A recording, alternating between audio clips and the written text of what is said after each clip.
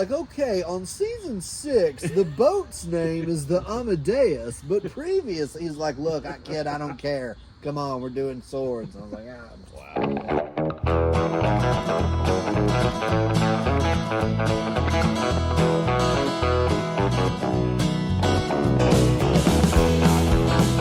Well, it's tanned leather.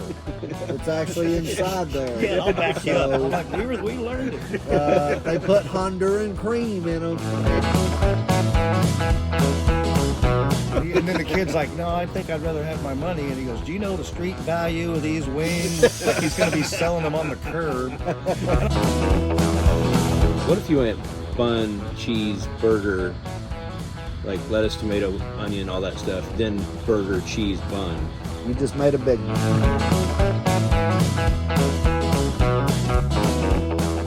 How is that James stole the better cigar? Well, that's where I stole the lighter cigar. The easier one to smoke. We ain't got a hole in the back yet. So. Not yet. Nope, not yet.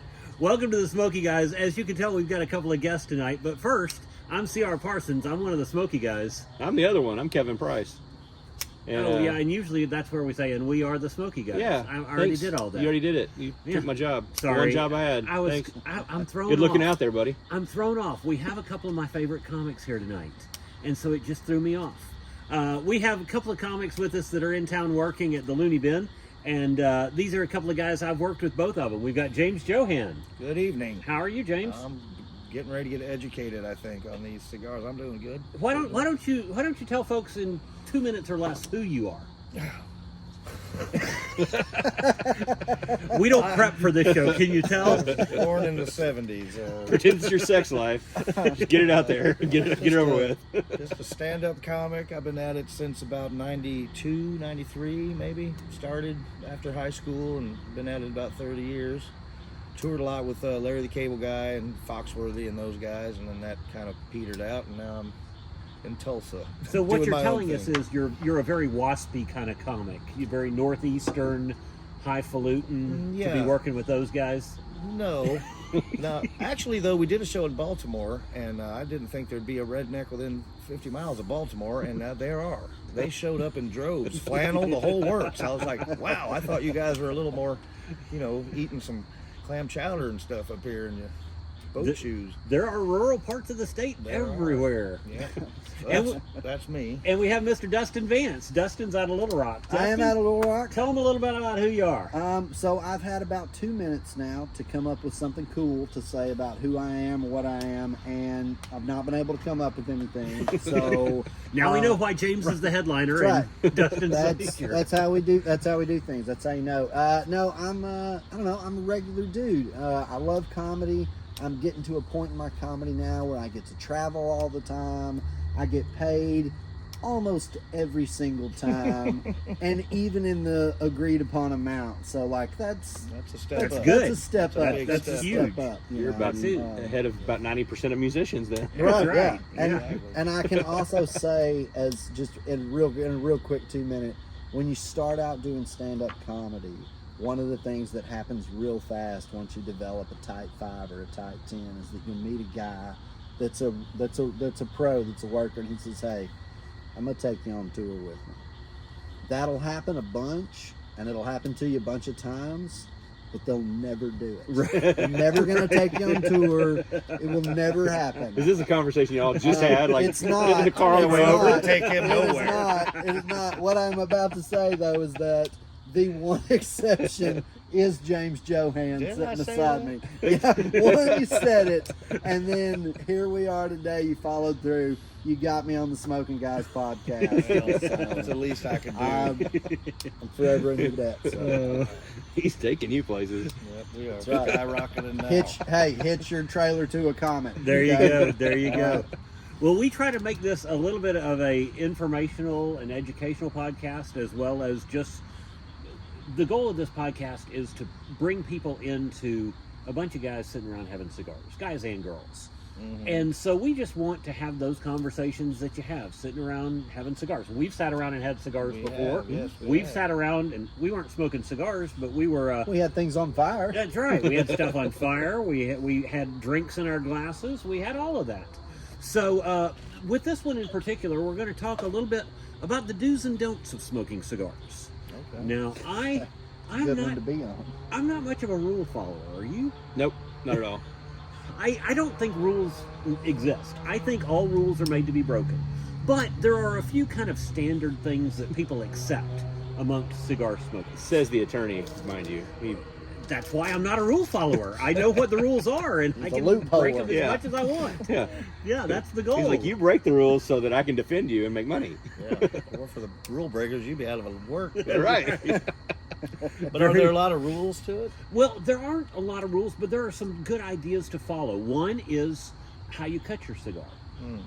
I will tell you, when I first started smoking, I straight cut cigars, and I did not know the purpose of cutting a cigar other than to put a hole in the back so you could breathe through it, Right. or so you could pull through it. So I was cutting off like a 1/4 inch, almost a 1/2 inch a cigar, thinking I was doing a good job because it got all the way down, it was wide open. Turns out there's a little thing called a cap on there, and that's all you're really doing is breaking that cap. So that's why you can do Kinda it with see a it pocket on there. knife. You just kind of carve into it.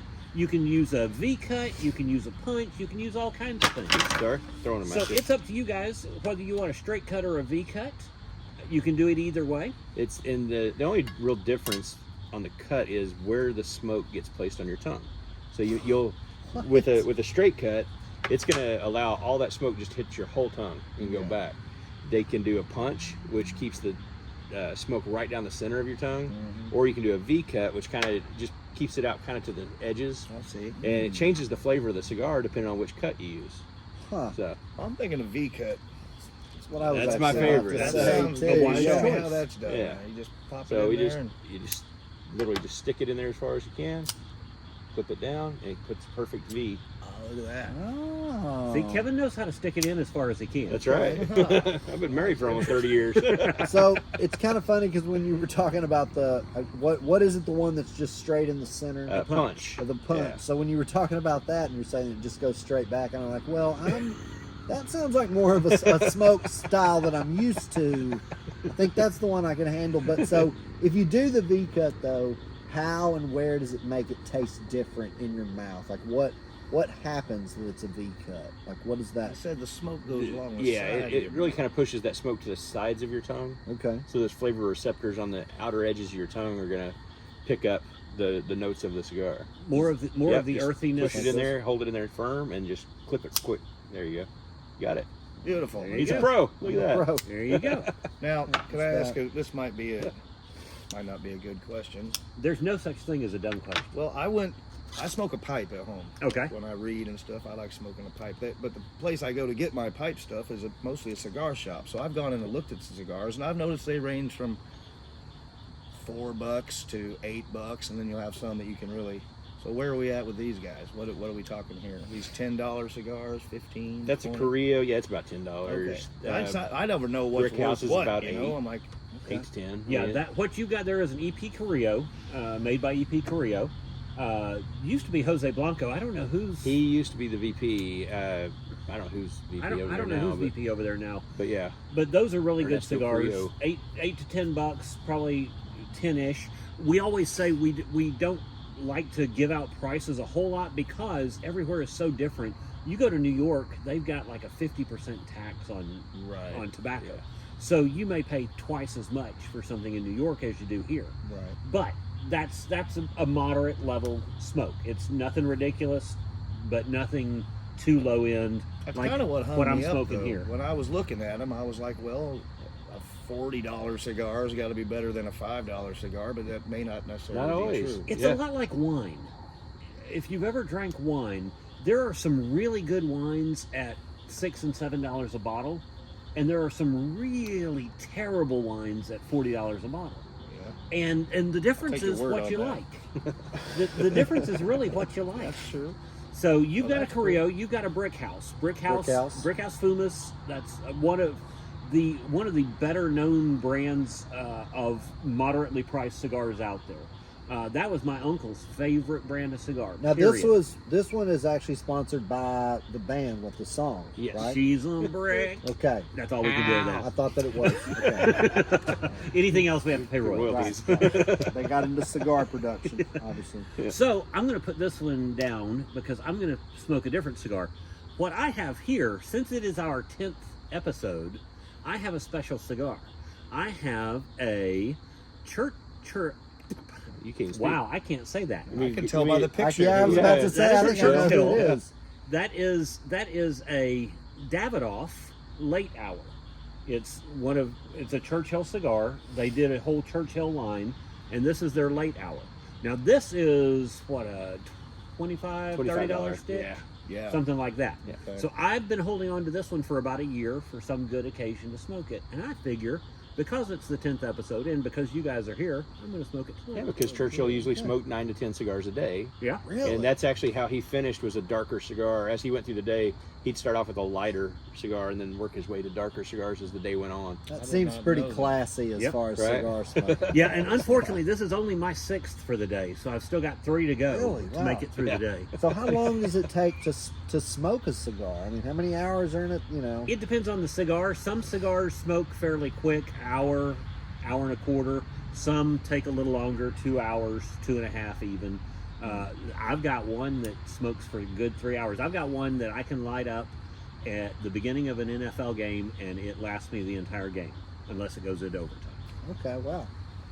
So, Yeah. The longest smoking one I've had is from our buddy Tomas over at Ultimo Cigars. He made me a cigar that took 6.5 hours to smoke. It was Oh my huge. God. It was just a Massive. monster.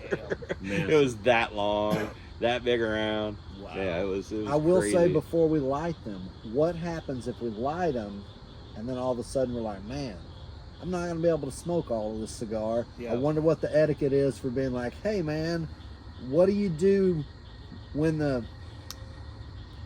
Help me out, CR. I will tell What's you. the etiquette there? I will tell you, because you guys are guests, it's not going to matter. Okay. You can take 2 puffs off of it, Yeah. set it down. It's not going to matter. I have $8 almost, so I can cover... Because I took you Oh, you on sold tour. some merch. Yeah, yeah. Yeah. You sold some merch tonight. Okay, I see how that works. Uh, No, under normal circumstances, if you bought a cigar, you can smoke as little You or as paid much your as money. you want for it. okay. Like Now, anything if else. somebody gifts you a cigar, I will say, if I gift somebody a cigar and they smoke a third of it and set it down, they're not getting that quality of cigar the next time I gift them a cigar. Right. I watched a guy be gifted a real deal like Cuban cigar, Mhm. like one that a guy had been holding on to for a long time, gifted it to him. Yeah. This guy lit it, took maybe 2 or 3 like just really, really hard puffs, inhale puffs, whatever, stabbed it out, and then stuck it in one of those like hotel outside receptacles, like threw it away. Wow. And then was like, thanks a lot, man, and walked off.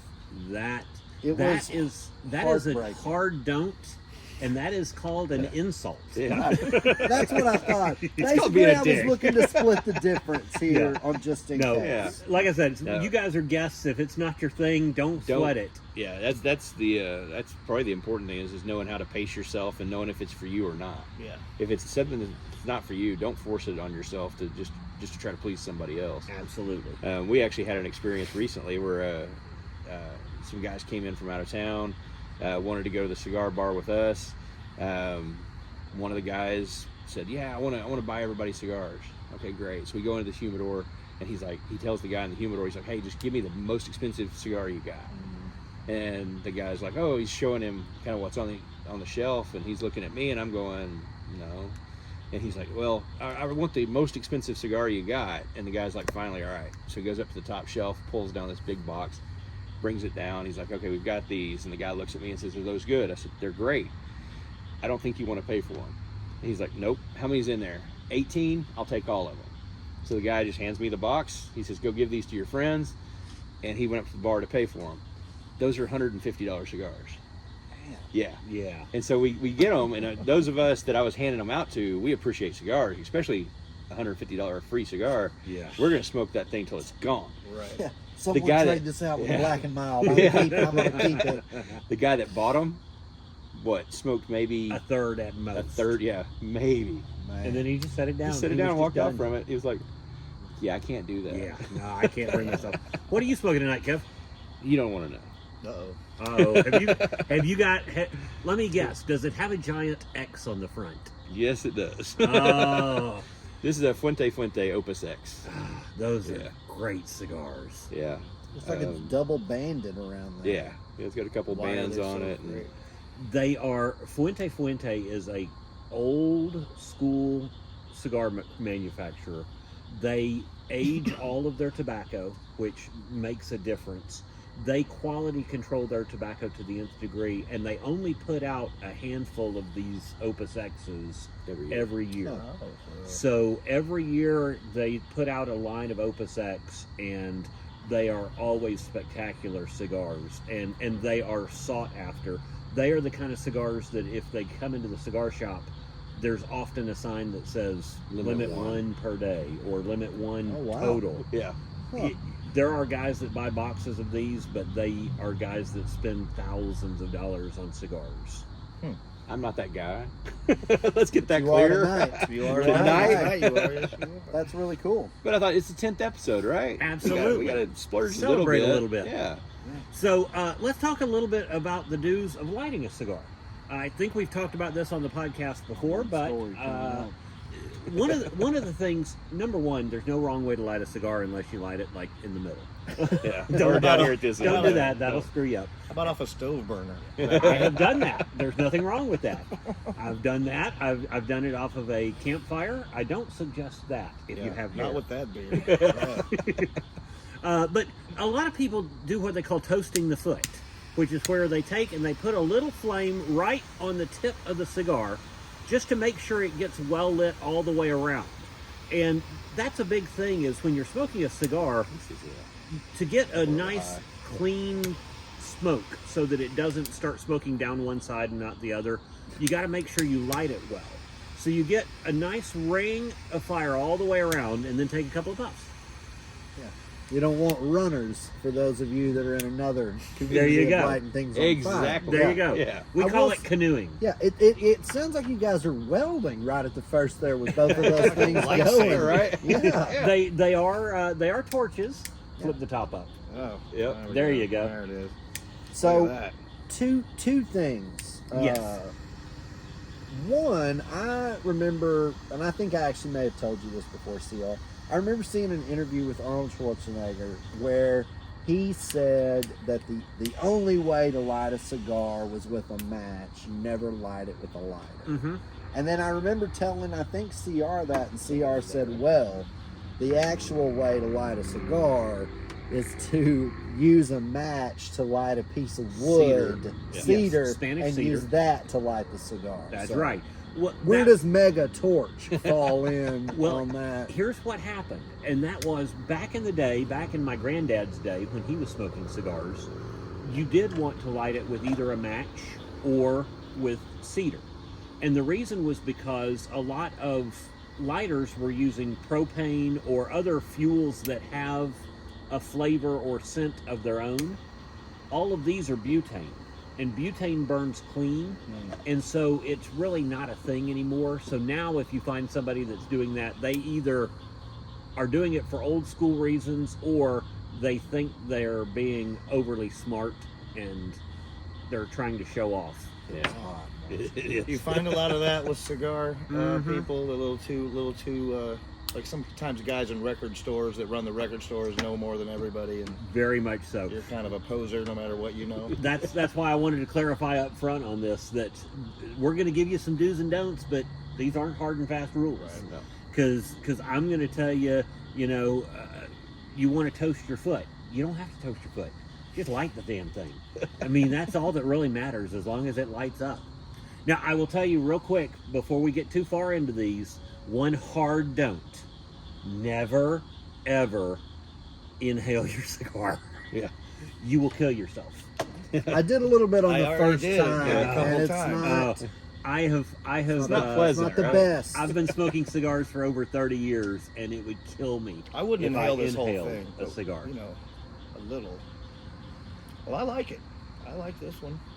Part of the reason I never smoke cigars is not that I don't like them. I just have a backyard. Oh, nice. I just have a small face, and most kids, and I look like a little kid, like, like I just look like a little kid smoking a cigar. A little kid doing a Popeye impression? Yeah. And my dad would smoke cheapies, the old King Edwards that came Yes. 100 in a box, Yep. but he liked a cigar every now and then, and he'd keep a box of them around. Nothing And I love wrong the with way they those. smelled. Yeah. Better than cigarettes, which just kind of stink. Absolutely. And they're already holding them properly. There's literally nothing wrong here. Yeah, Some people just. Some people have no clue. Yes, thank you. some people will tell you never hold a cigar like you would a cigarette with that index finger over. Yeah. That you're always supposed to hold it with your fingertips. Oh. I say BS. Hold a cigar however it's I comfortable. feel like I would drop it if I tried that. Yeah. Especially if I was drinking. Just don't. I have done that. Just like with most things, just don't squeeze it. Exactly. Just exactly. hold it the appropriate amount. Yeah. Do they make roach clips big enough for cigars? They make those little clips that you put in the Just curious. those little pointy things that you Yeah. put in. They don't make roach clips. I've got a cool one of those with a skull on it. It's Yes, quite you do. awesome. I've seen Yeah. some that are rings Mhm. that you put a ring on, and it's got a cigar. It's got a hole that'll fit through a cigar, so you can be like gaming and put your Wow. cigar or whatever you put. We Yeah. may need to cover that on our accessories episode. We Yes. may need to find one of those rings. That'd be cool. So be careful what you type into Amazon when you're looking for rings. Just saying. Good call. Good call. Good call. You might get a wedding ring. You don't want that. Nobody wants that. The worst Especially ring my of wife. all. Edit that out. What's a cork ring? I mean, I'm guessing you roll the ash off a little bit. Well, hey, Or do you flick it? Perfect. that is another do and don't. Yeah. A lot of people will tell you that you never ash a cigar. You just Ever. let the ash fall On your lap or whatever. wherever. Really? That's Yeah.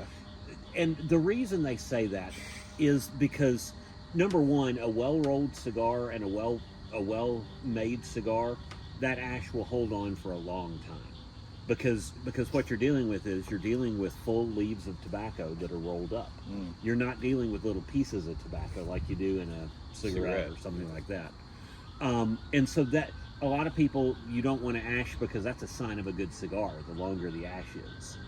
The other Oh, really? is In a trailer park, not a good sign at all when you've got a I real wouldn't be long letting ash. ashes drop at my house. They can light up like a. I know. It's almost like it's designed to make more of a mess when it falls off. It's super long. yeah, the other thing is it pulls the air in through that ash, and supposedly that's supposed to have some effect on how hot it smokes. So they say you don't want your cherry right at the end of your cigar, so you leave some ash on there. Now, others will tell you it doesn't matter, just ash your cigar.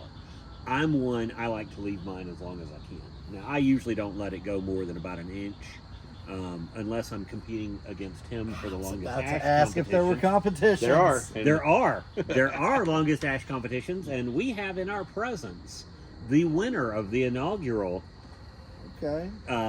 Classic Cigars and Lounge Long Ash competition. tightest ash in Tulsa. Nice. 9 inches. 9 inches. 9 inches. Nine inches of ash. Yeah, 9 inches of ash. Yeah. Insane. Hey, something I'm You have to be noticing. very delicate with it. Oh, yeah. Oh yeah, you smoke like this. Yeah, I did. I was sitting on a couch and I just had it pointed in the air. Oh my God. Didn't move. Those Yeah. are some fun videos to edit. Oh yeah.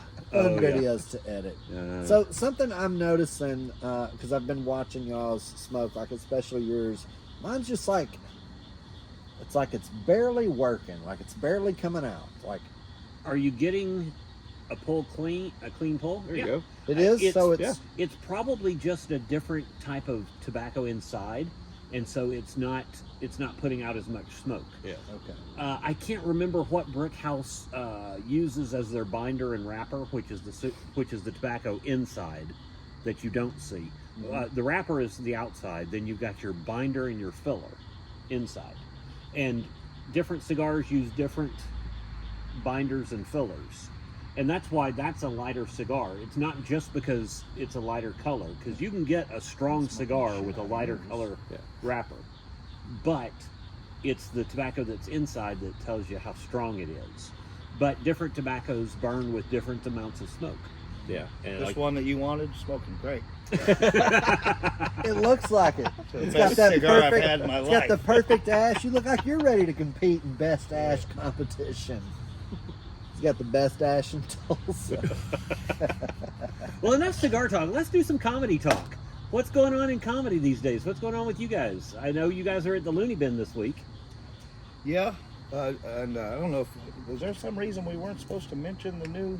I don't think so. Well, I don't they're think under they new are. ownership. Well, this isn't going to come out for 2 weeks anyway, Yeah, so you're by good. then, You'll be out of town. who knows what the rules will be. Well, and- here's the thing. I've been working the Looney Bins probably since they opened because I Yeah. knew Jeff Jones who used to run them, and unfortunately Jeff passed away. But I heard through the grapevine that this Tulsa room was up for sale, and then I was told that it may or may not stay a comedy club. Oh, really? And Terry did not know up until maybe a week or two ago if my gig was even going to be good because it may not be a comedy club Oh, anymore. wow. So I'm just happy it's still there and if they're still wanting to do comedy. And I don't think, is there any other major full-time comedy club in town? Not yet, but there will be in July. Okay. Bricktown Comedy Club, the one that's in Oh, Oklahoma City, right. is opening Bricktown. one here. Yep. They've been trying to open it for almost a year now. Okay. And they ran into some snafus with the city and their neighborhood, and you know how it is when you get politics involved in Right. things. But they're opening the end of July with Dave Attell as their opening act. Yeah. They're going to come with guns blazing. aren't Yeah, they? Absolutely, Yeah, they are. absolutely. But that's a problem I've been running into on the road. I'll be working some of these clubs for 20 years. Like Mhm. I've been going to Crackers in Indianapolis, and then they're established, but Helium comes in, Right. and Helium's the young, hip, cool new place where all Right. the younger people go, and that happened to me in St. Louis as well. Now has a Helium, and you kind of, and you see some of these older clubs kind of dying off with the Yeah. crowds, and you're like, well, I want to be where the big crowds are, but I'm loyal, Right. so Well, and you also run into aging management. The owners and the managers get older. In fact, one of the rooms you introduced me to, they're in Kansas City, Sanford and Sons. Yeah. They had been around forever. They had been an institution. And you got me in to do a guest spot, and I was supposed to head there to work, and then they closed down. And that just happens. I mean, it's just the comedy business has been around long enough that you've got people who started in the late 80s and early 90s who owned these clubs who are now ready to retire. Yeah. That's what it's coming Well, down your to. check there would have bounced anyway, so it doesn't matter. That's okay. I would have been happy being paid in cocaine. Well, that would have worked. They probably would have tried to pay you in chicken wings. I'm not He would kidding. have taken that too. Don't worry. Yeah. There was a kid, I forget who it was, but Jeff, the owner, I think, I wasn't there, but I think he was being facetious. He says, well, do you want we'll give you a 50-pound bag of wings for your week. And then the kid's like, no, I think I'd rather have my money. And he goes, do you know the street value of these wings? Like he's going to be selling them on the curb. And I know Jeff was kidding, but I know if that kid would have said, yeah, I'll take the wings, Jeff would have been like, good call. Yeah. Did the right thing. Did the buddy. right thing. Good luck keeping them frozen. Yeah. But that was my home club, and unfortunately both those guys passed away. And I'll be honest, they never shorted me a nickel. They always paid me. Can't That's say awesome. that's the same for everyone. I've Right. heard the horror stories, but Yeah. you know, Oh, I always say it's a good night if at the end of the night the club owner or venue manager doesn't walk up to me and go, well, we didn't have the crowds we expected. Yeah. And I know what's coming next. Yeah. And that is, we're not going to be able to pay you what we told you we would. yep. Just, I had a guy tell me he'd pay me after he sold his motorcycle, and apparently he's never sold it. I've never seen a nickel from that. Again. Still riding around on his motorcycle. Yeah, waving at me. Yeah. Hey, James, One day, you see, I've got the little sign on it for It's sale. in the paper. Any day now, it's gonna happen. It's on Craigslist. It's gonna happen. Not under the right heading. Which this is not exactly when you're a young comic starting out, I don't think cigars are really in your budget, a lot of times. So maybe that's why cigarettes are bad enough. There's a lot of them that do it. A lot of cigars are real hot right now. They it are. seems They like. over the last, what would you say, decade, at least the last 5 or 7 years. Oh yeah. We've seen a huge upsurge in number of people smoking cigars and interest in cigars. And I don't know exactly what has caused it. it happens every once in a while. In the early 90s, there was a huge surge, and that was because of the yuppies. They caught on to it and made the prices go through the roof. That's what I was going to ask. So the Everything prices gets gentrified. Yep. But this time, the prices have not seen that huge meteoric rise like they did in the 90s. But we've seen a meteoric rise in the number of people smoking and the number of different manufacturers there are. There are a lot of little boutique manufacturers now. It's almost like beer. You've got a lot of craft cigar manufacturers. Cigars. You do, yeah.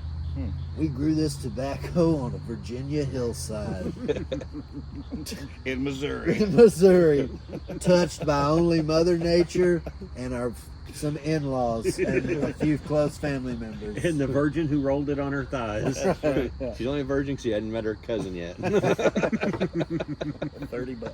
What's the difference? What's when all these cigars? So I guess so. No matter what, just like every bottle of liquor, it's the alcohol that's in it.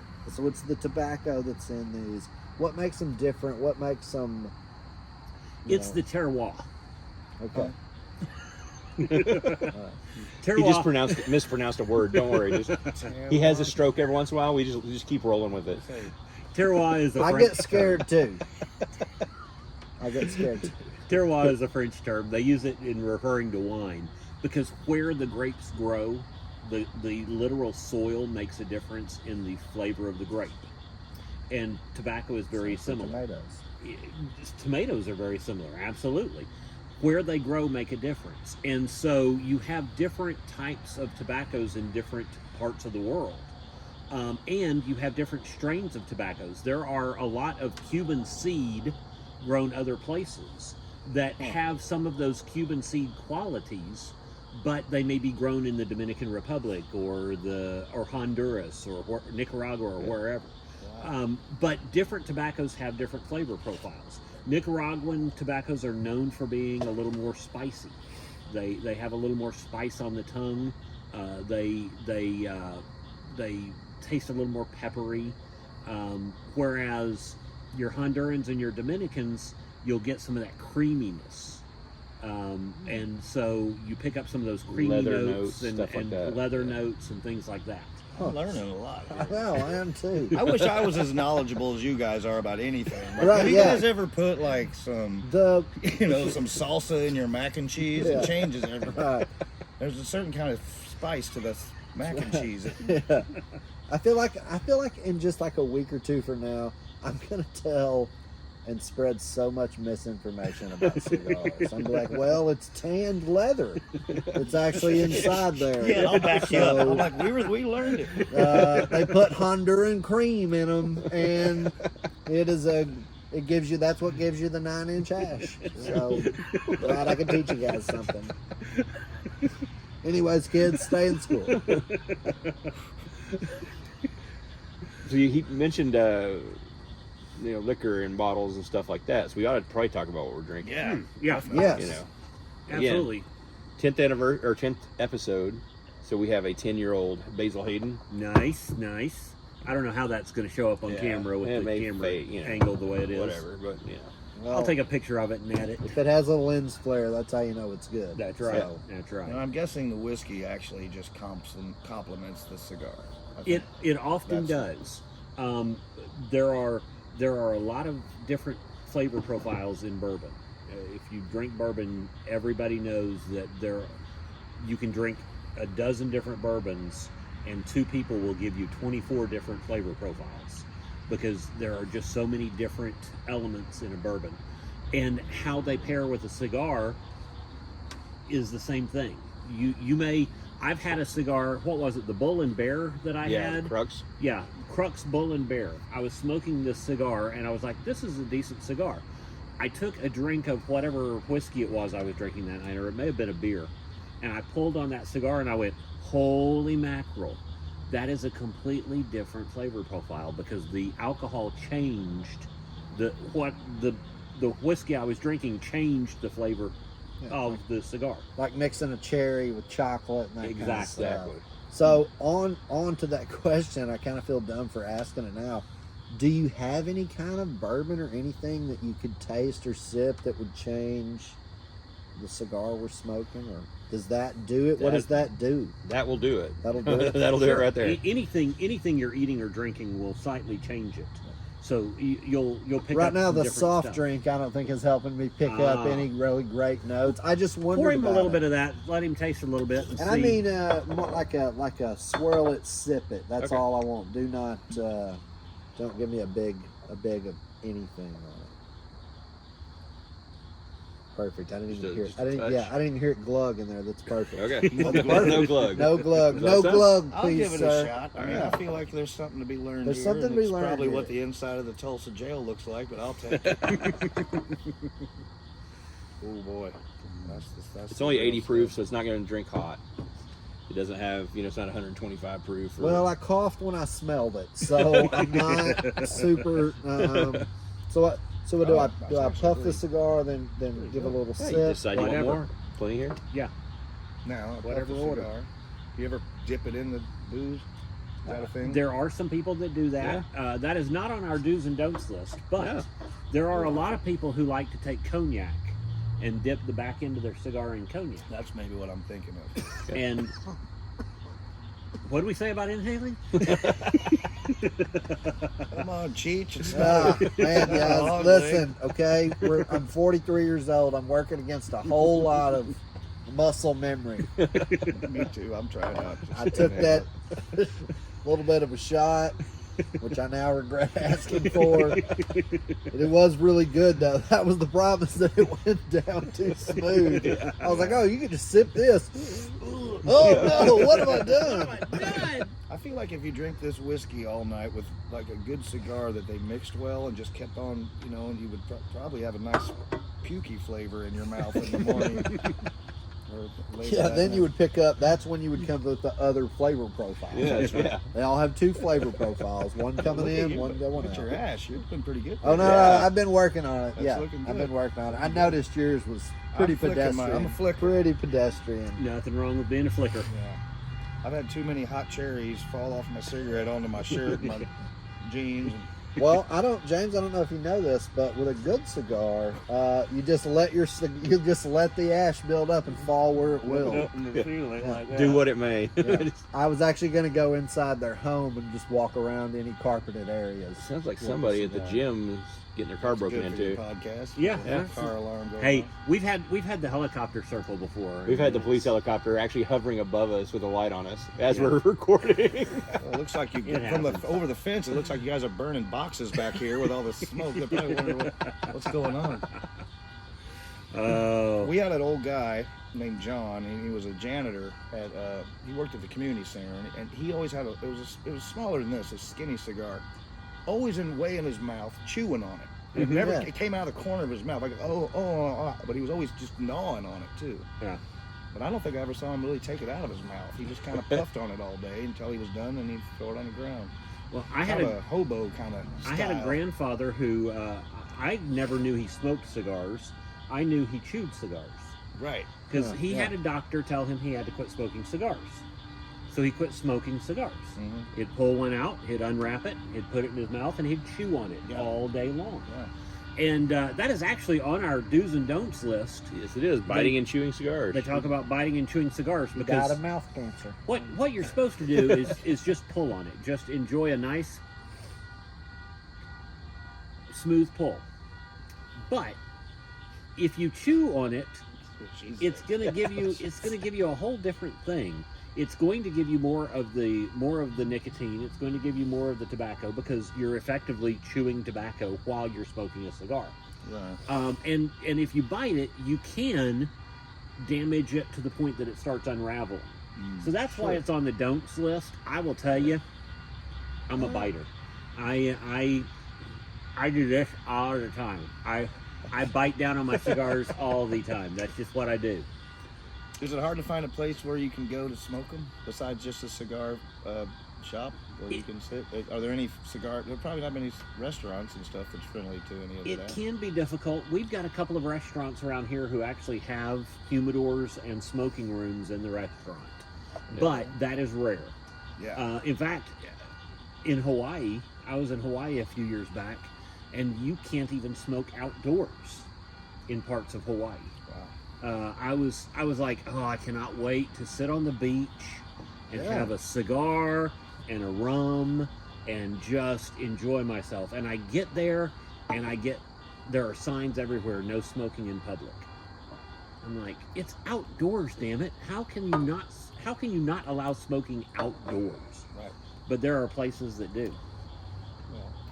But that's a good point, and that brings us to one of our dues. Yeah, it was And more. that I is, don't want any more, but man, it's It's got a surprisingly fruity like, taste. yeah, You know, it's got a little. yeah. yeah. What's one of the dudes? One of the do's is when you light up a cigar, relax, enjoy it. Don't feel like you have to rush through a cigar. It took me forever to get my wife to understand why I liked cigars so much. But I told her, I said, here's the thing, when I light up a cigar, I'm not going to get in the car with it because you would freak out. I can't go in a bar or restaurant with it 90% of the time. I can't smoke it in 90% of the places. So when I light a cigar, I know I am sitting there for an hour, hour and a half, 2 hours. That is my relaxation time. Right. I get to sit back, enjoy a good cigar, and relax. But don't you smoke about 9 a day? Yeah. There's like, Do you what, ever do any work? 14-hour day. I do smoke way too many cigars, but I am fortunate. I have a home office, so I've got my back porch. I go out on my back porch. I pull the tablet up, do my work, and while I'm smoking a cigar, keeps me relaxed. Yeah, good. It's the ceremony of it. It's the process of it. And that's one of the things that I love about cigars is there is a bit of ceremony. There is a bit of a process. There's a bit of Putting a record on, same kind of. exactly. Yeah, it's a labor of love a little bit. And Well- the same thing happened with the records because it got popular, and now I got to pay $30 for Led Zeppelin Coda that I bought in a cutout bin in '86 for $3. It's ridiculous, but yeah, it's a different thing.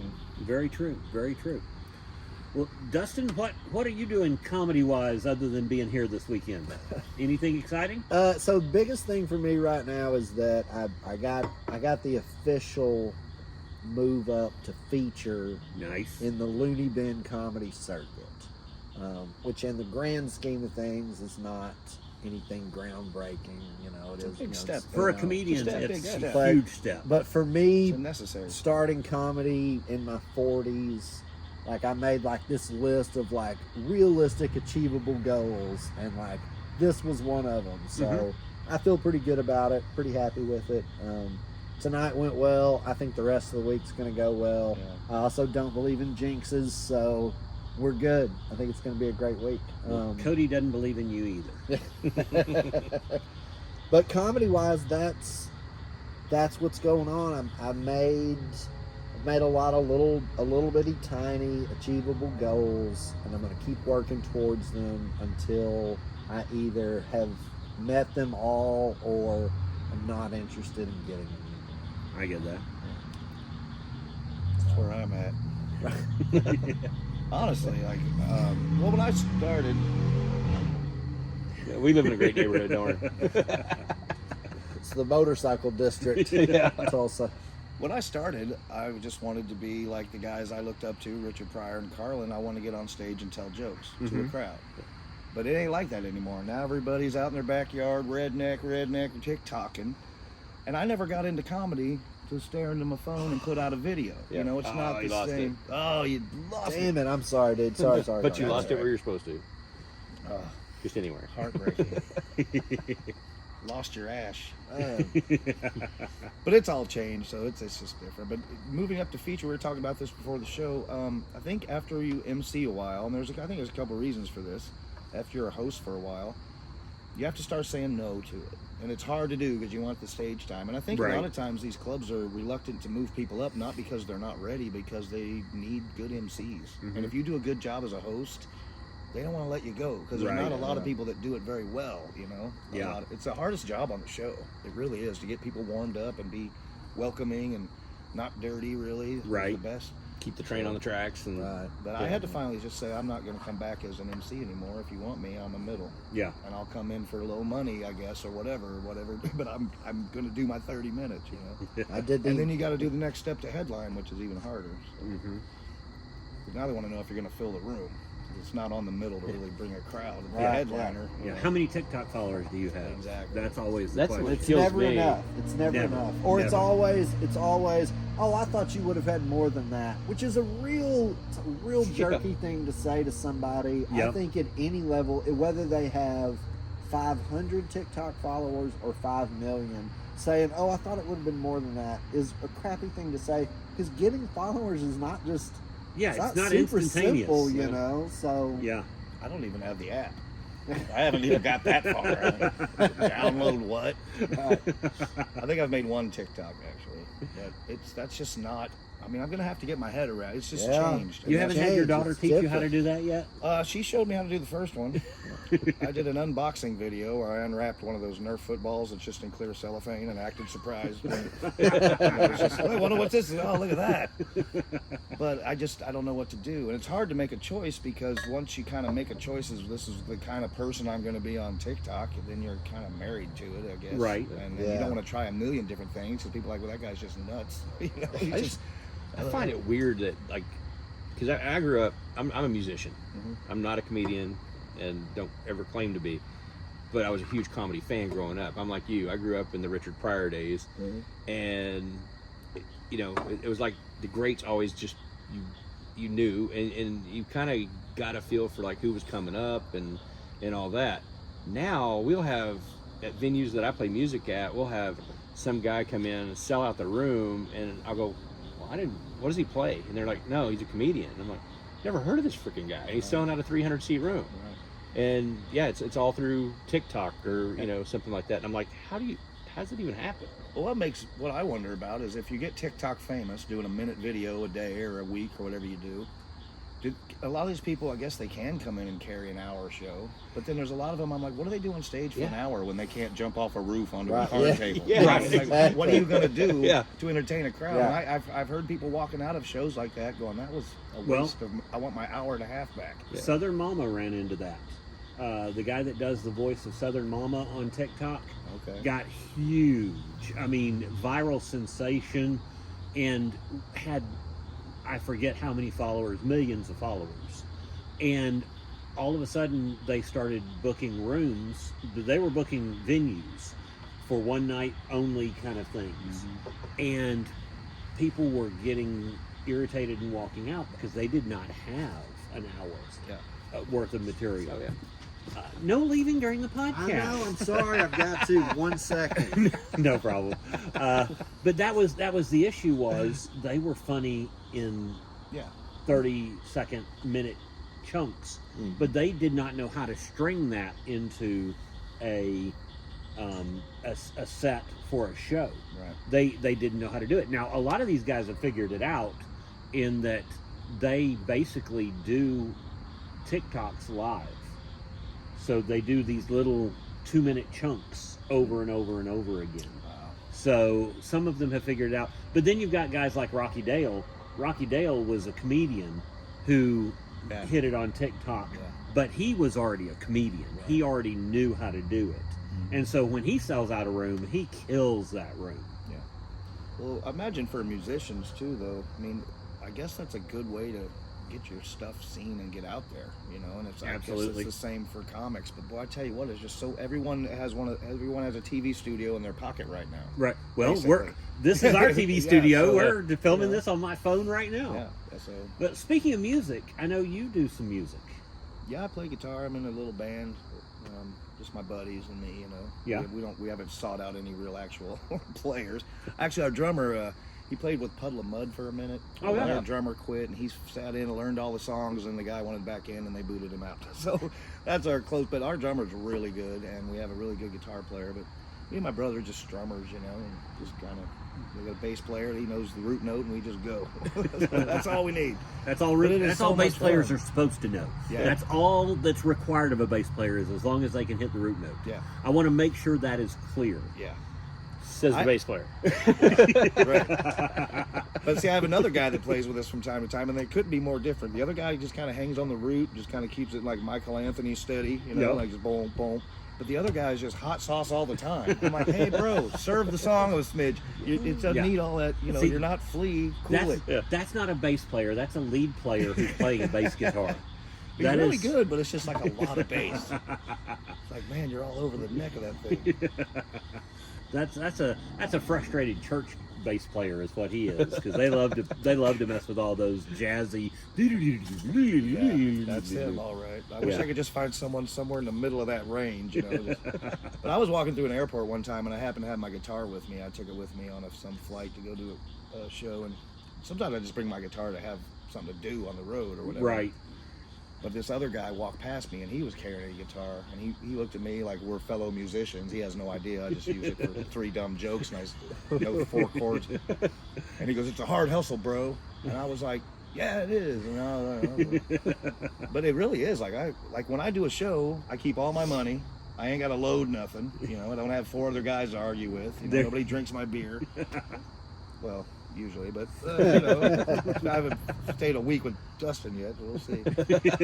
But it is a hard line of work, and you got to really love it, to really want to get out there and get on the road and live in a van or whatever you got to do. Yeah, it's lonely. It is very lonely. I don't think people don't talk about that, or you don't realize that going in. Just like you were saying with a band. I got 6 other people, 4 other people. We're traveling together. We're experiencing things together. Right. Stand-up comic, it is you by yourself. 23 hours a day. And endless miles in front of you with no one to talk to. That's right. And then when you get there and you do the thing, so tonight, for 30 minutes, 15 minutes, we had a blast. It was the most fun ever. Mm-hmm. Well, now that part is done. Right. Now it is just 4 walls and silence until the next part. So there's a real loneliness aspect of it. There is. And that's one of the reasons we like to do this, and we like to have comics on, because we know, I've been there, I know what it's like to sit and twiddle your thumbs for 23 hours waiting for your next show. I mean, there's just, it's a painful existence. Yeah. So we're always glad to have you guys here to do this. Now, you did some music this weekend.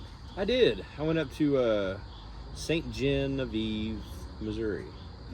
Make sure I pronounced that correctly. St. Genevieve. And did a show in St. Gen. It's a daytime show, 11 to 3 at their downtown square. Okay. They had a big beer garden and big market thing, and just did an acoustic song swap with a couple buddies of mine, and they we all had an absolute great time. Venue was amazing. If you're ever in St. Gen, go to Audubon's. It's awesome. Cool restaurant, and they have a hotel up above the restaurant, and cool beer garden, the whole bit. And then we had a few hour break in between. Then we went out to a little bitty town called Weingarten, in between St. Genevieve and Farmington, which was where we were staying. I know Farmington. You do? Yeah, I spent some time in Farmington. Well, there's not a whole lot to see there. But no, there's not. I worked at a hazardous waste site in a town called Iron something. Ironton's right. Yeah, Ironton. Yeah, just outside of Farmington, and that was quite an interesting experience. I'm going to get back to your story, but I got to tell you this. Hold on. Oh my gosh. Waste disposal. Yeah. Okay, we were working this hazardous waste site, and the site was on this guy's property. And a Superfund site is one that the government comes in and they say this has got to be cleaned up. We are going to clean it up even if we have to bill you for it. So part of the deal of cleaning it up was our crew that worked on the site went and ate at his restaurant bar every day for lunch. And I was warned before I walked into this guy's bar. I was told, okay, now this guy is a member of the Ku Klux Klan, and he will talk to you at some point about the Klan. On the back of the front door of the place, there's a flyer with information. Man. They said, just nod and go, okay, and move on. Don't worry about it, but just know that is coming. Couldn't you just not eat there, though? No, that was not an option. That was not an option, because we ate as a crew. And so the first day I was there, I'm sitting at the bar eating lunch. Now, mind you, I'm 19 years old at this point and sitting in a bar eating lunch, because that's just the way it worked. That's that part of Missouri for you. But he comes over and he starts chit-chatting with me just about random stuff. And I'm preparing myself because I know it's coming. Right. And at some point in the conversation, he goes, well, where are you from? I said, well, I'm originally from Mississippi, but I live in Oklahoma now. He goes, oh, the meeting's Thursday. It's down at the hall. It's not formal. You don't have to wear robes. Oh. He just assumed he knew exactly what he was. You got the wrong guy. Wow. I will not be there. But why not? You're from Mississippi. But I love Farmington. Farmington's a great town. Then there were some great people there. That was just a weird little experience. Other than that one subset, that one little spot. Regionally, it's a great place. So me and one of the other guys were sharing a hotel, and so we pulled into Farmington and to find our hotel. And as we're driving down the road, we look over and there's a White Castle, and we haven't seen a White Castle in 30 years probably. And so we're like, ooh. Know where we're eating. Yeah, we're gonna get White Castle. So we go check into our hotel, everything, and we hightail it back over to White Castle, and we buy like 50 burgers. Yes. We take them back to the hotel, and like 2 burgers in, I had that instant regret. Yeah, it's White Castle after all. 8 burgers in, I really hated myself. Yeah. I'll eat them on the road. I don't see them often either, but when you see one, you're like, yeah, I got to do it. Yeah, you got to. Yeah. Okay. White Castle may have been where they should have had the meeting. Yeah, Seems like that would have fit. Kidding, right? Okay, since you are on the road, have you ever been to Crystal's? Oh, yeah. Okay. That's a down south, Tennessee kind of thing. Yeah. Yeah. White Castle or Crystal's? Oh, man, I got to be honest with you. I think Crystals are a little better quality. Really? Mm-hmm. I do. I kind of Okay. do. But at the same time, neither one of them's like, Yeah. you know, No, neither one of them's a steak burger. No, not at all. Not at all. But I don't mind either one of them. But the Crystals, it's because I never get, I used to have some family in Tennessee, and I'd get them when I'd get down there. Maybe it's just because they were different than the White Castle. But Does Tulsa have a White Castle or Crystal? Nope. Neither. Neither. No. Oh, you know what Tulsa does have is Coney Islander. Yes, we do. Very Woo. true. Yeah.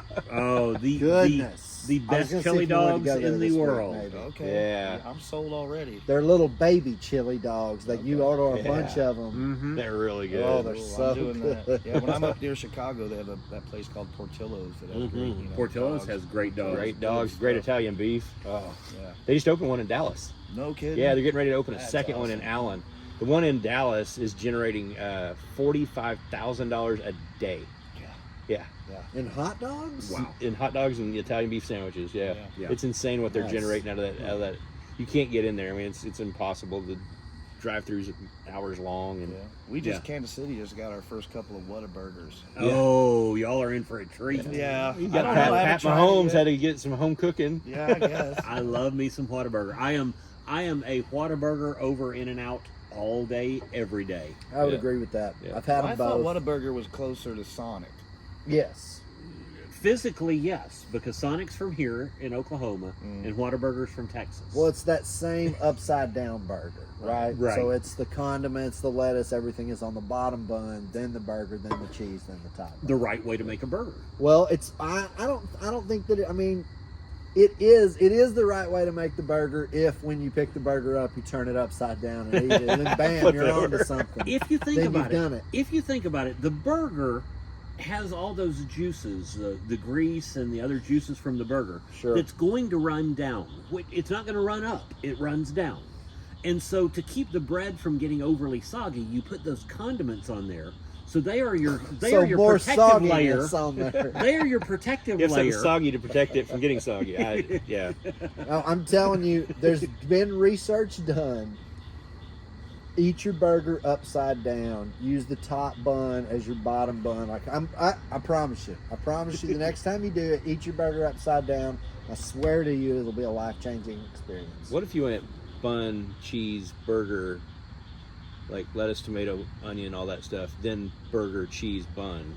You just made a Big Mac. You are doing it perfectly right, except for that lettuce and tomato mess in there. Just leave that out, and you've got a perfect sandwich. Well, I'm old enough to remember the McDLT that came in two, that the hot side hot and the cold Cold thing. You side put it cold. together, Yeah. you make your own burger Some assembly with the required. styrofoam That's right. carrier. That's right. With So- the carriers that still exist somewhere in Indonesia. Oh yeah, they're still around in a landfill. The question, I think this has gone out now. What happens when that happens? 'Cause You I was just taught- relight. Just relight You it. just relight. Let me It's not see a big your, deal. there.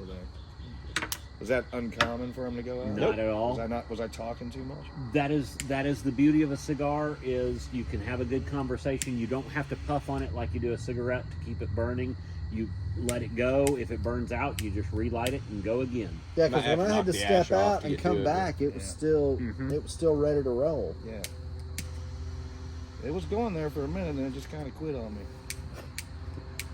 It happens when you get a little older. Yeah. Easy, take it easy. It happens. I'm only 34 in Canada. Yeah, and I only weigh 100 pounds on the moon.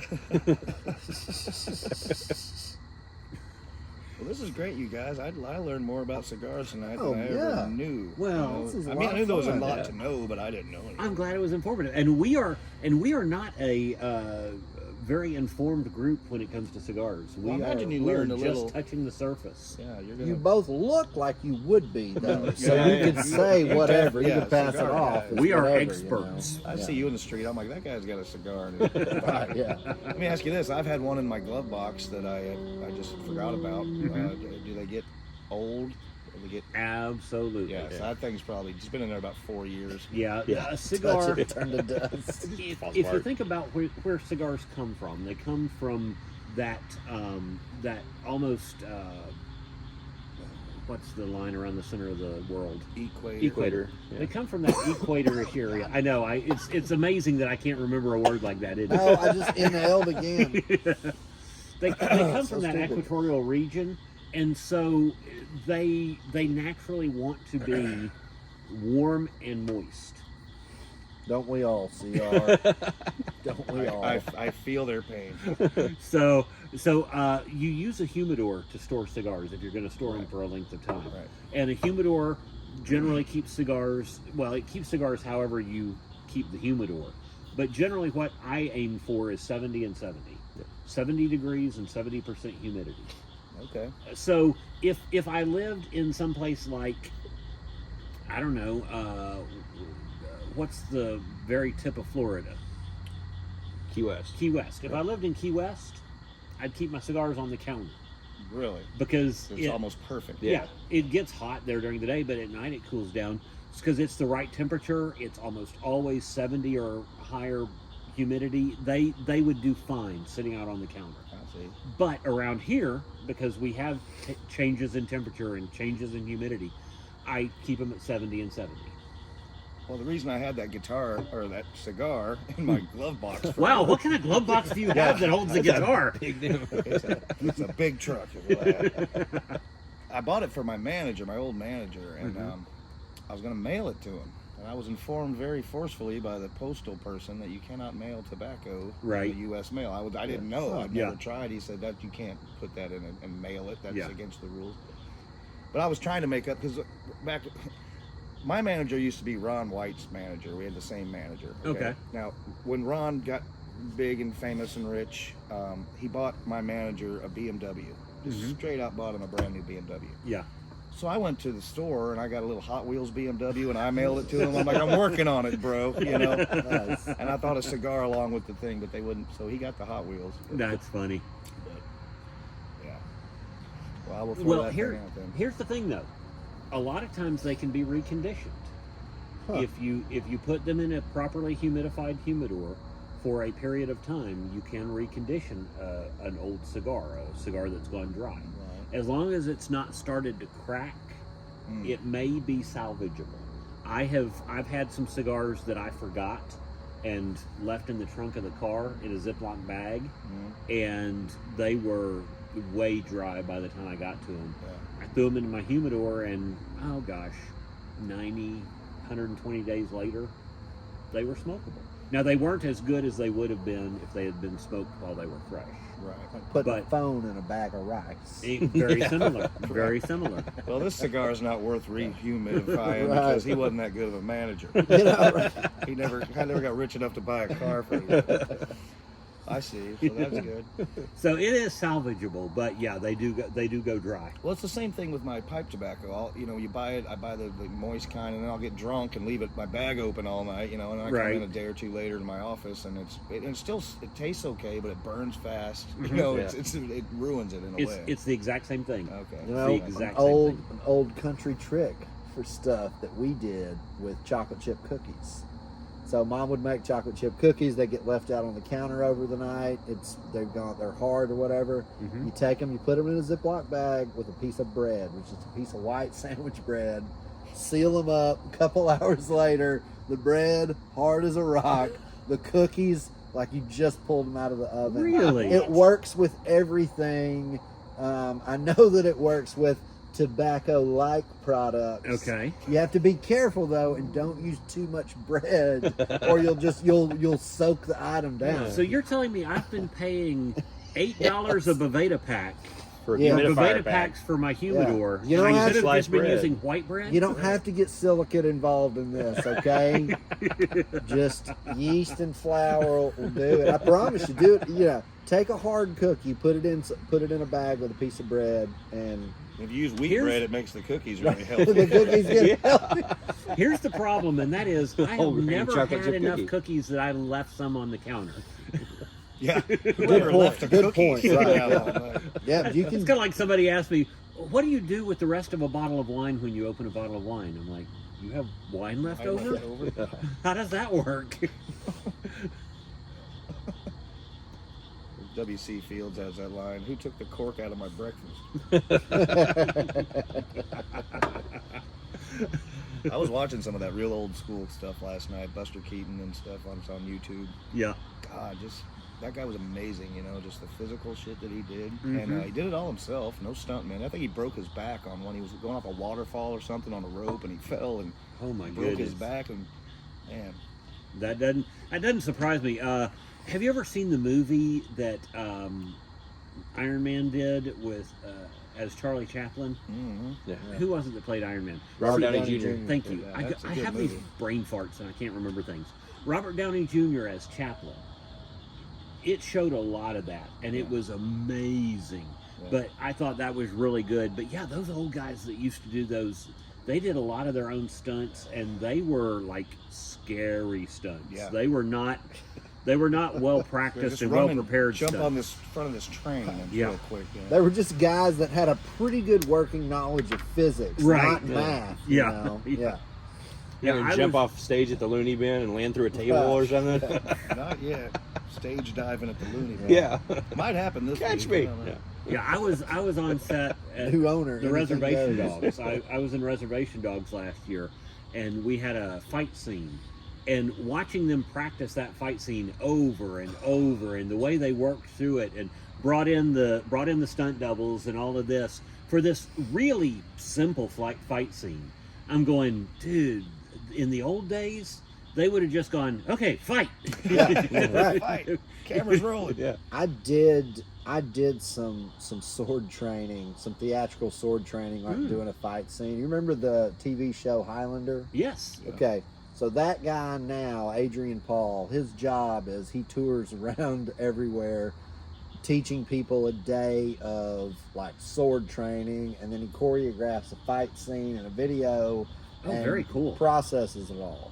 Does he just kill everybody at the end because there can only be one? Right, exactly. No, the weirdest thing about it is that you don't get to talk about Highlander. Mm-hmm. You don't get to do any cool sword moves. Like he was in a show that was just about cutting people's heads off, and you don't get to do a single spin move. Like you have to do like real sword moves. It is very difficult, and then you do like 1,000 takes of it, and it very difficult. Yeah, to get Very those spin difficult. moves, you have to go to Jedi training Right, in exactly. Orlando because the Jedi way of fighting is all about spinning. Yeah, Right. he got real frustrated with me at one point because I just couldn't get it. He like I'm left-handed, but I had to use my right hand. I'd been like, come on, dude. Like, let's just have some fun with it, you know? Can we jump kick? Shit. You know? Like, the thing you don't know is right. I'm not right-handed. Exactly. Yeah, we went, at one point I was like, okay, on season 6, the boat's name is the Amadeus, but previous, he's like, look, kid, I don't care. Come on, we're doing swords. I was like, wow.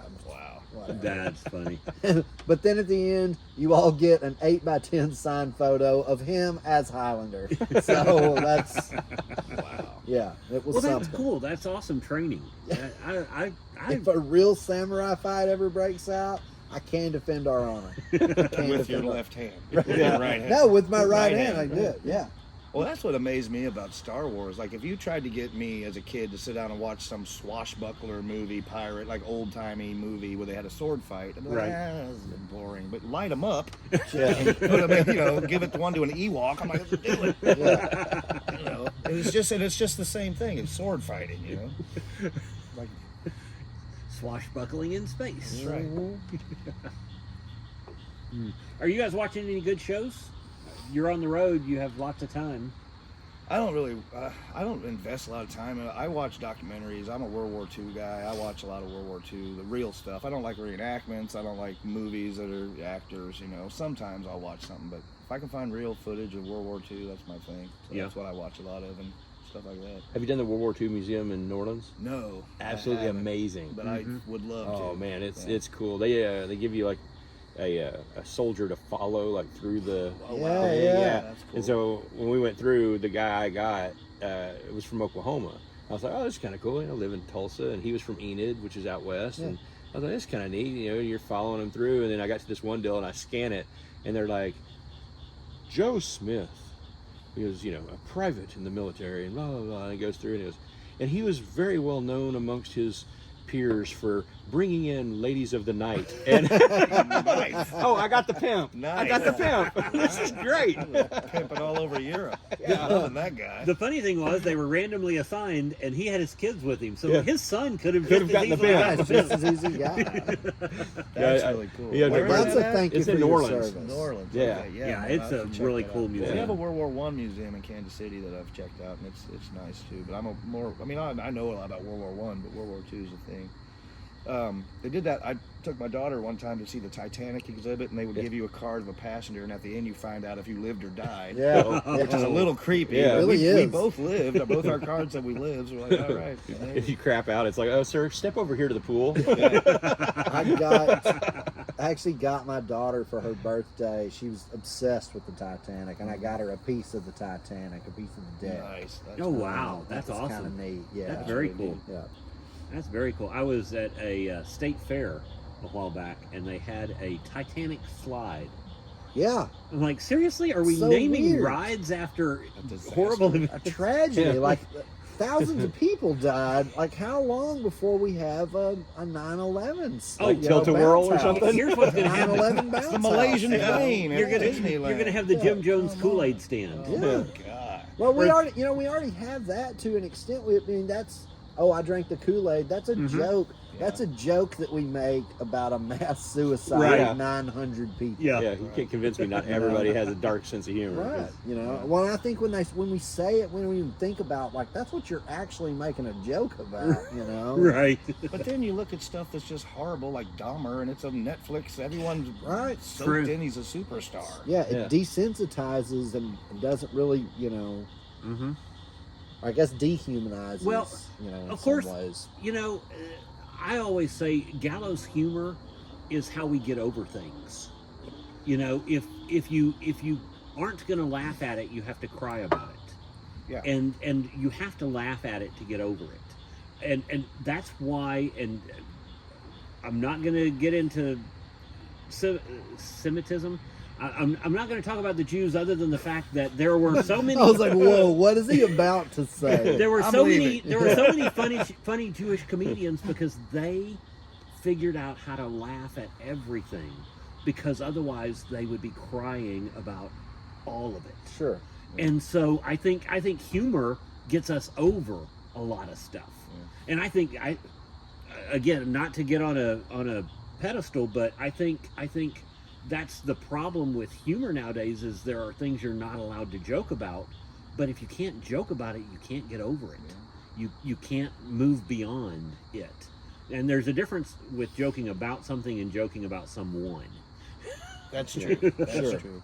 My grandpa was an old drunk, and the only thing I ever really heard him say that made any sense to me, he said, if you don't have a sense of humor, you don't have nothing.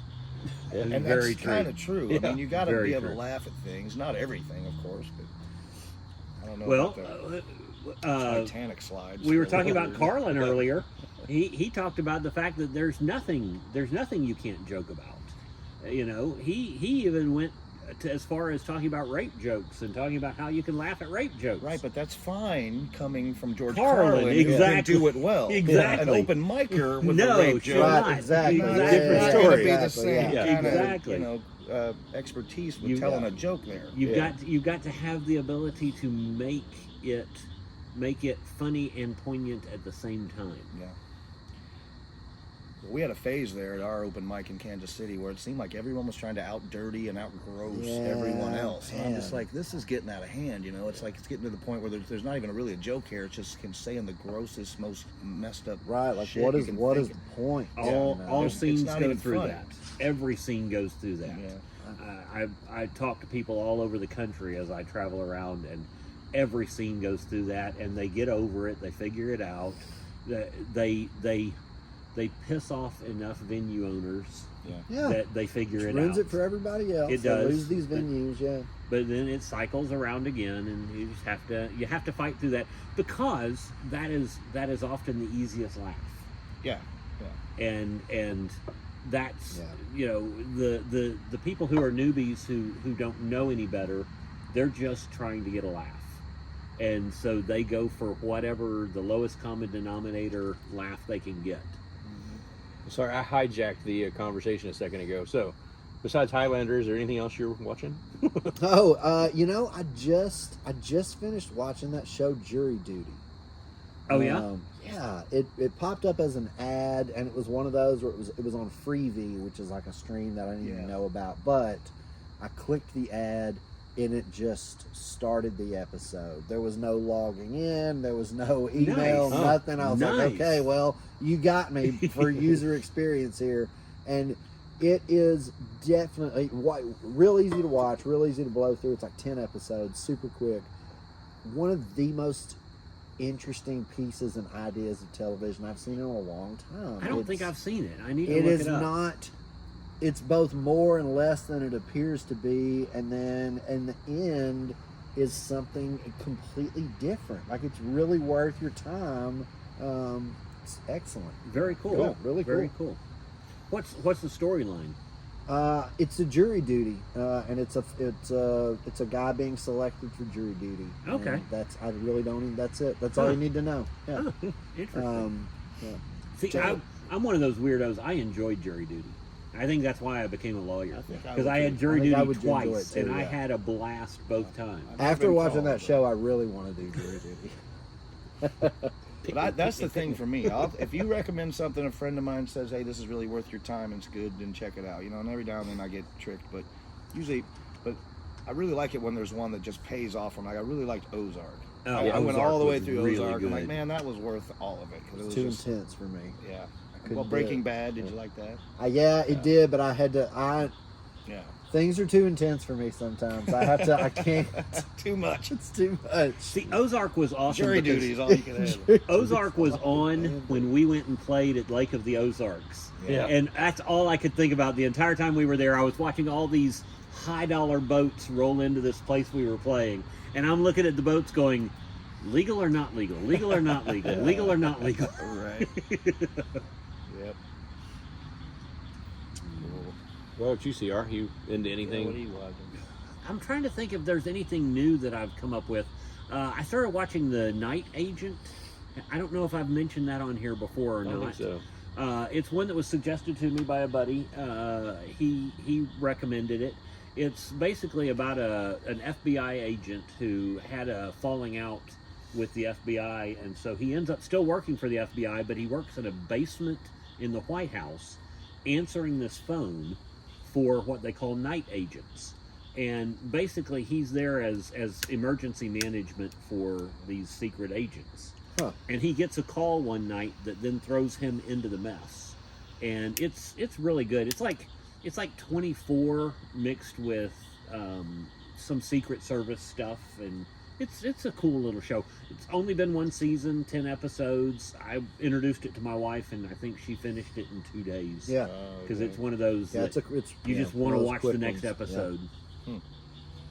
How about you, Kev? Nope. I'm kind of like you. I don't really not get into bad. much TV. The ones I'm in right now are, they're just, I guess, just run of the mill.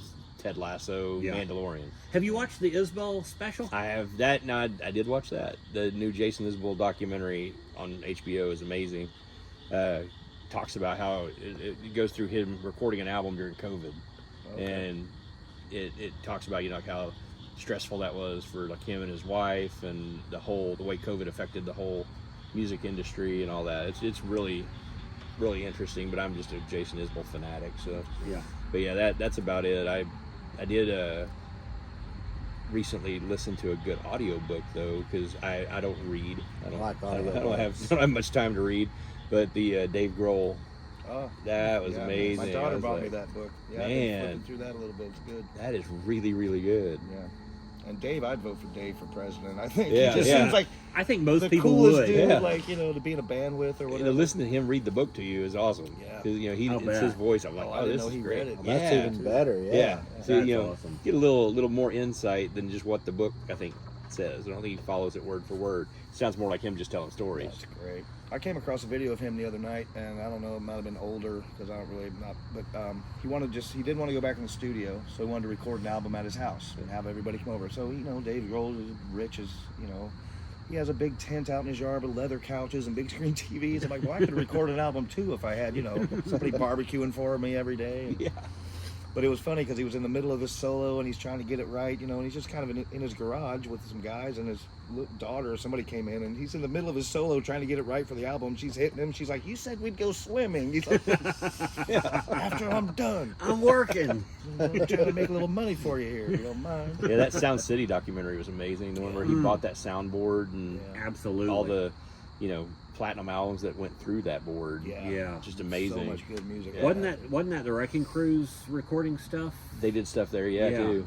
Yeah. Fleetwood Mac. I mean, Yeah. well, Nirvana did Smells Like Teen Spirit in there. I mean, it's Very insane. cool. Very cool. Oh, any good pins lately? You're a big pin guy. The pin game, man. Now, a lot of people don't know about the pin game. I didn't know about the pin game I until didn't know you about started it talking either. about it. Yeah, so I started collecting little tiny lapel pins that you see like in gas stations, like Welcome to Missouri or, Texas State Fair 1982, that kind of stuff. And so I would pick them up at flea markets for like $0.25, $1, whatever. I got to where I kind of wanted to start focusing on getting service pins. Like you've worked at a business for 35 years and here's your pin for it, because that's like a harder pin to buy. Right. Because you have to have worked somewhere for 35 years to get it, and then You have to wait till somebody dies and dies their kids don't and their care kids about it. don't want it, and so so I've got some pretty cool ones. I've got a silver V-Day pin. Oh. That's pretty neat. Yeah. I've got a McGruff the Crime Dog pin that I'm pretty proud of. But then I started getting these service pins, and I got like a 10-year Frito-Lay safety award. And I was like, well, that's pretty cool. Yeah. But then I was like, well, what other pins are there? And so there's a whole subset of this sub-artists that do their medium is these lapel pins. Wow. And so they glow in different colors and they're different, designs and everything, but they are very limited editions. So they'll make like 300 of them, and like 50 in one color, 75 in another, and that kind of thing. NFTs in the real world. NFTs in the real world. But they sell them, and they're sold out in less than 10 seconds. Wow. And they go for about anywhere between $35 to $50 a piece. But the Wow. day that you get them, the moment you get it, you can resell it for thousands. Yeah. That's Uh, unbelievable. and it's just the weirdest thing. So you get, you know, trying to get these pins, you know, trying to get one, and it's like this. It's like playing stock markets because you don't know what artist is about to be huge or what next design is about to be amazing from them. And so far, I have never picked the right artist and gotten one that was worth. You know, I spent so much time trying to get this one artist particular set of pins. I just wanted one. He's a guy out of New Zealand, and he makes these just really amazing designs. And he did a series that was houses, and I was like, maybe I can get one. And I'm online, and I'm refresh, and I get it in my cart, and I check and pay out, and I get it, and it shows up in the mail, and it looks like a dick. It just looks like a dick and balls. I was like, man, I don't even care about pins anymore. And I sold it for less than I got it for. He's the Georgia O'Keeffe of, Right, exactly. pins. And then I quit doing that. I quit collecting them at Oh. that point. Yeah. Oh, that's too funny.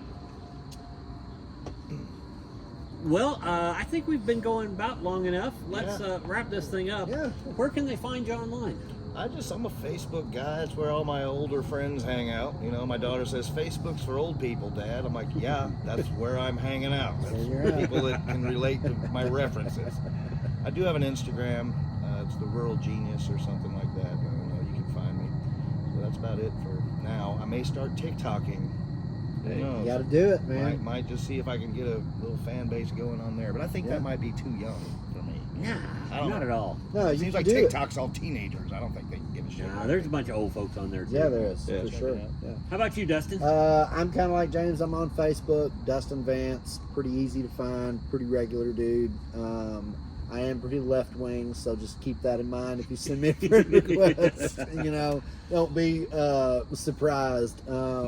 But then Friend I'm on- request, unfollow. Right, yeah, exactly. Yeah. Right. That didn't take long. Yeah, I'm on TikTok. Stand Up Vance is me on TikTok. So Very cool. Very cool. KP, where can they find you? At KP Troubadour, at Kevin Price Band on all the social medias. Nothing special there. I think I tell it every week. You do, So- but that's why we do this. I'm CR Parsons Comedy or CR Parsons Comedian, depending on what social media you're on. I'm on all of them, except Snapchat. I have Snapchat, but I've never figured I out how don't to think use that it. does anymore. I think that one's My daughter-in-law sends stuff out on Snapchat with the grandkids, and I never see it. I'm like, Yeah. my wife gets these things, and I'm like, how do you get that? Because I know she sends it out, but I don't know how to use it. I've never figured out Snapchat. I did my first snap the other day, and I was all proud of myself because I did like the video snap where you gotta kind of hold it down and it spins and you do the little video. And I just couldn't figure out where it'll eventually just stop, I guess. But I did it, and I sent it to a buddy of mine because he's always sending these things. And I watch them and don't think anything of it. But Right. I finally decided I'm going to do one back. So I did it, and I sent it, and I got one right back from him, and it was him sitting on the shitter. He goes, "I'm honored to be your first snap," and I'm like, "You could have done that later." Right. You could have waited like 5 minutes. That would have been fine. That would have been fine.